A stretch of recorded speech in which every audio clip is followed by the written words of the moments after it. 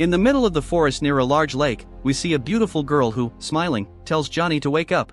It was all just a dream, and the boy is awakened by the sound of his cell phone with the arrival of a text message. A girl named Kitty tells him that their friends are on their way. Inside the house, it's clear that the boy has an interest in painting miniatures, as his table is full of models and paints. At first glance, he seems to be an ordinary high school senior. The boy starts packing a backpack for the trip with his classmates. He packs a hatchet, clothes, and, of course, a small bottle of water. Johnny ties a bandana around his head, smiles at himself in the mirror, and leaves. On the wooden frame by the exit, there are old photos of the local dam and a newspaper clipping about an incident at the nearby lake. The boy leaves the house and meets up with his friends. One of them is Kitty, the girl who appeared in his dream. She greets him along with 4 other high school students. One of them is Matt, Kitty's boyfriend. Johnny sits in the back seat, and Simon, Matt's brother, drives. Zeke, another member of the group, decides to film the trip on video. The boy is passionate about cinema and plans to study to become a filmmaker. The boys tease him about the fact that he hasn't had a relationship yet. Suddenly, Kitty and Matt start kissing in the front seat, distracting the driver. Simon barely manages to keep control of the wheel but avoids a head-on collision. The friends are scared, but the clumsy driver apologizes. When the car approaches the gate, Johnny gets out with the keys to open the large padlock. While he does this, his friends throw firecrackers at his feet as a prank. Kitty seems to be paying special attention to him, but Matt interrupts her. When the gates open, the students continue their journey and arrive at the shore. A small dock is hidden in the forest. The tourists unload their things, supplies, and sleeping bags, and walk to the boat hidden nearby. At this moment, Zeke sarcastically introduces all the members of the expedition, including Deb, who is lively and ready to stand up for herself, never taking any nonsense. The boys reach the boat and remove the tarp. The boat belonged to Johnny's grandfather and is quite heavy. Even so, the students drag the boat into the water. Kitty laments that there is no cell signal at Black Lake, where the group plans to relax. In response, Johnny gives her a homemade amulet on a string. The boy is concerned that school is over and Kitty is with Matt, but the girl just suggests that he doesn't exclude himself so she won't regret inviting him on the trip. The awkward conversation is interrupted by the friends who are arranging their things. Kitty returns the gift to Johnny, thanking him and promising to wear the amulet later, by the campfire. At this moment, Kitty joins her friends, and the boy is approached by Mr. Parks, a local resident, who says he is nearby fixing his car engine. The old man warns him about the trip, but Johnny promises to ensure no one falls into the water. Parks says the water is dangerous and that bringing friends here was a big mistake. Johnny responds that he understands the responsibility and assures everything will be fine, but the old man, as he leaves, promises to come back and check how things are going with the travelers. Entering the water occurs without incident. The graduates set off for the island to spend some time together before going to college. Matt takes the oars, and all the new sailors head to the neighboring island. Suddenly, Johnny notices something suspicious in the water. However, he doesn't show any concern. Matt stops the boat and suggests everyone swim. Johnny asks them to drop the idea and continue the journey because the water is cold. Kitty, her boyfriend, and Rick ignore the boys' arguments and decide to dive in. Everything is being filmed by Zeke. Then, the friends jump into the water simultaneously. After the dive, everyone surfaces safely and plays in the water. Johnny watches apprehensively, but nothing seems to give cause for concern. Simon decides to light a firework and have a drink. Johnny then follows his example, but before grabbing the can, he puts on Kitty's amulet. Zeke films him, and because of that, his lens gets splashed with the drink. Suddenly, something starts shaking the boat from underneath. Soon, the friends realize that Matt is the one shaking the boat. He takes a sip of the drink and swims to the girls. The swimming continues despite Johnny's protests. Meanwhile, Deb and Kitty, in the water, reminisce about old times, but their conversation is interrupted by Kitty's boyfriend, who suddenly emerges from the water. As he reaches his goal, the boat starts rocking violently. The 3 friends who stayed on the boat call the others, but they are in no hurry. This time, Johnny notices the cause of the disturbance. He sees a bizarre creature passing underneath them. Before Johnny's eyes, it goes towards his friends swimming. Something pulls the legs of Kitty and Matt. Only then does the trio decide to return. Everyone manages to get back to the boat and climb aboard. Matt and Simon grab the oars and try to find the cause of their problems. They strike the water but see only a large, strange shadow. Unexpectedly, the lake creature grabs Simon's oar and drags it underwater. When Deb tries to grab the oar, a giant predator bites her arm. A large wound opens on her arm, from which blood gushes. Deb realizes that the brachial artery has been hit. They improvise a tourniquet with her belt and tighten it above the wound, but it's not enough. Then Matt tightens her arm with another rope. Next, the friends try to grab the oar, but in vain. The creature breaks the oar in half before Matt can reach it. At this moment, Deb faints and passes away. However, her arm remains above the water's surface.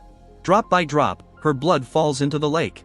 The smell attracts the creature's attention, but Kitty's boyfriend manages to pull Deb's arm back before it's too late. Thus, the friends find themselves in the boat with Deb's body. Simon tries to row with the broken oar, but the boat moves very slowly. The giant fish attacks the side of the boat, then turns and prepares for a new attack. The oar that Simon is holding is bitten by the creature, causing the wood to have a sharp edge. Simon violently stabs the sharp wood into the creature's head, but after the blow, he falls into the water. The boy is pulled back onto the boat, but the wounded fish doesn't give up. The creature's attacks become so strong that they make a small hole in the boat. For a few minutes, the predator moves away, and the young people decide what to do. Johnny sits on the edge the whole time. At a certain point, Matt decides to ask him what he knows about that place. Simon continues the interrogation with anger and aggression. He then notices the boy's amulet. Under the threat of being thrown into the water, Johnny confesses that he heard an old legend about the lake mentioning the creature. However, he also says that he hoped his colleagues would simply cross the lake peacefully and have fun on the other side. Kitty realizes that her friend believes in the legend since he was so determined to give the amulet as a gift. The other participants of the trip begin to blame Johnny for what happened. Zeke suggests throwing Deb's body into the water to distract the creature. Matt and Simon support the idea. Kitty opposes, and Johnny agrees after hesitating. The teenagers decide to push Deb's body into the water and row as hard as they can towards the shore while the monster eats. Initially, Deb's inert body floats on the surface, but soon the creature drags it to the bottom. Waiting for the right moment, the students row with all their strength, but their advantage soon runs out. The boat travels a good distance, but not very far. The fish is in no hurry to attack, and the group decides it's time to bail the water out of the boat. The hole was small but allowed water to enter slowly. Matt goes to the bow and rows with the torn lid of the cooler, while the others continue to bail water out with their hands. The creature doesn't let this movement go unnoticed and approaches silently, ripping the lid from Kitty's boyfriend's hands. The boys decide to distract the monster with the cooler's food. The fish is not particularly impressed with the feast but appreciates Simon's and his brother's hands in the water. The monster approaches the boys directly, visible from afar thanks to the fin on its back. When the creature gets dangerously close, the boys stop rowing. Zeke says the only thing that worked so far was distracting the creature with Deb's body. He blames Johnny again for what happened. This gives them the idea to use him as bait and a distraction maneuver. Matt decides it would be fair to vote on who should leave the boat. Before doing so, Zeke suggests everyone presents an argument in their defense. Kitty argues in favor of staying together, rowing with their hands, and not resorting to the extremes suggested. When the fish starts hitting the boat harder, the boys get nervous about what's happening. Kitty votes for Zeke to leave the boat. Simon and Matt say they need him on the team to row and oppose Johnny. Zeke, on the other hand, tries to assert that he has a promising future ahead, so he should survive. He makes it clear that, unlike the others, he believes he is more worthy of survival. Zeke also believes he is capable of great feats in the future, unlike his colleagues. He continues to blame Johnny for what happened. Kitty says she plans to become a singer and also deserves a chance to survive. Johnny says nothing in his defense. The voting begins. Johnny and Zeke are tied. The deciding vote is given by Matt. He justifies his choice by saying that Zeke will die immediately, while Johnny has a chance to survive. With that, Johnny stands up and says he will come back for Kitty, and then he jumps into the water and soon disappears from view. The boy surfaces, and the creature swims after him. After another dive, no one appears on the surface. Meanwhile, the boys row desperately and bail water from the boat. Kitty blames everyone for not being as true and selfless as Deb and Johnny.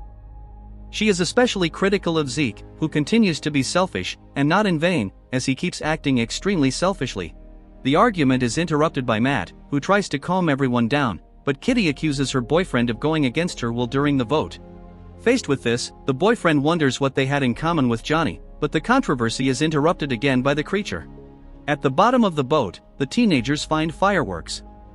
Some of them are wet, but others are ready for use. So, Simon suggests using them against the creature. The sea monster does not seem scared, however, it dares not approach for a while. The creature circles the boat from the opposite side and moves away a considerable distance, but as soon as the projectiles run out, it returns. Desperate, the friends sit in the leaking boat and decide to throw someone into the water as bait again. This time, Zeke thinks the distraction is not as effective and tries to defend himself in every way. The brothers prepare to throw the coward into the lake, but he starts screaming something about Kitty. However, this changes nothing. Zeke takes a punch to the face and is then thrown into the lake. For a while, he tries to cling to the boat but gets his fingers stomped on. Instead of swimming to shore, he begins to curse the creature and record everything on camera.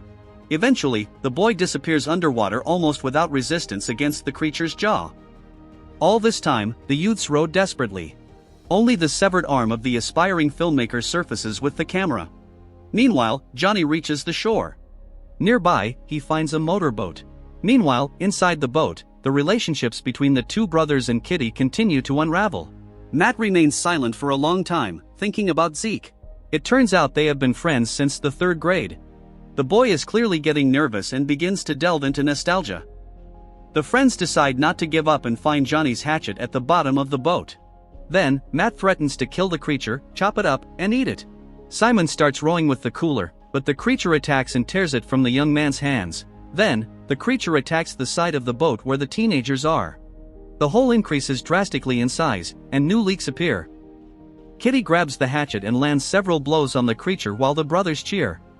At this moment, Johnny approaches the youths in the motorboat. However, he doesn't want to take them with him, just tow them back to shore. The boy fears for his life and hesitates for a long time, but eventually throws the rope to his friends. However, the young people's plans are doomed to fail. The sea creature approaches Johnny's motorboat and hits the hull hard. Due to the attack, the boat starts to spin, and the rope begins to strangle the boy. Kitty initially wanted to free the boy, but this would mean she had to unhook her boat, so she disagrees with the action, causing Johnny to pass out from asphyxiation. When the unfortunate tourists try to pull their boat, it capsizes. The trio is once again in the initial situation, with the creature circling around them. All attempts to bring the capsized boat back fail. Simon shouts desperately at the lake, and his friends lose hope for a while. The creature disappears into the depths, and even the part of its dorsal fin is out of sight. But at a certain moment, the creature notices Johnny's corpse and approaches it. However, strangely, the boy's body does not interest the creature. The friends, at first, fall into even greater despair. But then, Simon uses the hatchet to cut the boat's planks. They become good oars, and the three start rowing. The creature doesn't bother them, but the tension among the three begins to heat up. Matt recalls Zeke's words about his girlfriend and brother. He stops rowing and begins to question Kitty and Simon. He wants to know what they were doing at the gym when they were filmed by the curious filmmaker. Kitty tries to tell him that Zeke said that to gain an advantage and a chance to survive, because if he was Matt's only friend since childhood, why didn't the filmmaker tell what happened before? However, her arguments do not convince her boyfriend, and he continues pressing his brother. The creature approaches, and Matt suggests holding one last vote and throwing another person into the water. Finally, Kitty admits that she was with Matt's brother, and Simon confirms the fact. A fight breaks out between the two boys right in the middle of the boat. They try to fight, and Simon claims that the girl planned to stay with him after everything. The boat rocks from the fight between the two robust boys. But suddenly, they stop fighting. The lake creature is swimming at a distance and does not interfere at the moment. Matt moves away from his brother. He says that Kitty was trying to escape her mundane life in every way possible. First, she considered Matt her personal lucky ticket, but as soon as Simon got a scholarship, she immediately approached him with flirtations and other forms of attention. So, the brothers decide to throw Kitty into the water. Simon threatens her with the hatchet. The girl tries to separate them and talks about which brother was the more intense and skillful man than the other. Matt does not listen and already throws her into the water. Kitty tries to climb back into the half-sunken boat but is hit on the fingers by Simon, just like Zeke earlier. Simon remains inflexible, and the girl dives over the boat and disappears into the water. The brothers start fighting again, and at one point, Matt almost gets hit in the back with the hatchet in his negligent brother's hands. However, Matt takes action. He grabs his brother and starts fighting him. Meanwhile, the boat continues to fill rapidly with water and sink. Simon, injured on the forehead, falls into the water. He is bleeding but keeps his head above the surface. Matt decides to help him and pulls him out of the water. Both are very exhausted but swim towards the shore. Initially, the creature does not pay attention to them but then slowly starts to chase them. Simon decides to leave his brother behind and pushes him straight into the creature's mouth, saying last vote. Matt tries to resist the creature until the end but is also swallowed alive. Kitty, on the other hand, survived by hiding above the boat and then emerged to cling to the hull of Johnny's overturned boat and stays there quietly. The body of her friend, strangled by the rope, floats next to her.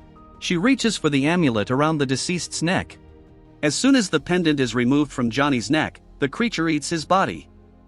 Kitty hesitates for a moment but then enters the water and starts swimming hurriedly towards the shore. However, she is not alone, as Simon follows her out of the lake. He has a strange conversation with Kitty and says that only she understood him. Kitty tries to get away from the lunatic, but he grabs her by the neck. Then, she reveals that she saw Simon kill his own brother. Simon accuses her of choosing Matt in the end, but Kitty tries to convince Simon that she loves him. Unexpectedly, the young people start kissing passionately in the shallow water, but at a certain moment, the kiss gradually turns into Kitty's strangulation. Simon tightens the cord of the amulet around her neck and refuses to release the living witness of what happened. The girl is saved when the cord breaks. For a brief moment, she regains her freedom and tries to escape from the water, but soon Simon catches up with her and starts drowning her. He finishes his dark act there and then pulls her back and says she will never leave that place, embracing her lifeless body. Suddenly, headlights come on at the shore, a few meters away. In the light, Simon stands out clearly in the water, with Kitty's body in his hands. The old Parks, Johnny's friend from the beginning of the film, arrives at the lake and starts asking questions to the only survivor. He says that Johnny's grandfather, like himself, was a good person. Parks listens in disbelief to Simon's story about the monster and says that kids no longer believe in this kind of thing. He takes Zeke's camera from his pocket and plays the last video on it. Apparently, it was carried to the shore by the current. The old man says he has been watching Simon for a while and does not believe that he tried to save his friends. He notes that not only the camera ended up on the shore but also many other objects. He believes that Matt and his brother were sons of a rich businessman who owns half the town. Parks also thinks that the young elite could have escaped unscathed. However, he is not willing to let things go that way. Simon's pleas and sobs do not convince him. Parks slowly points a gun at the survivor and invites him to return to the water to test his luck. The old man's first shot hits the water near Simon's foot, but the second shot hits his leg. The boy screams in pain but does not back down. He tries to get out of the water, but the old man shoots near him and does not allow him to get up. After another shot, the boy starts swimming towards the center of the lake and disappears into the darkness. The next moment, his agonizing screams echo through the area. The creature reaches him and leaves several deep and bloody wounds on him. Simon tries again to reach the shore but is dragged and devoured by the creature. Meanwhile, Parks returns to the car, and the amulet in the shape of the creature's fang remains in the water, in the place where the 6 young people were taken.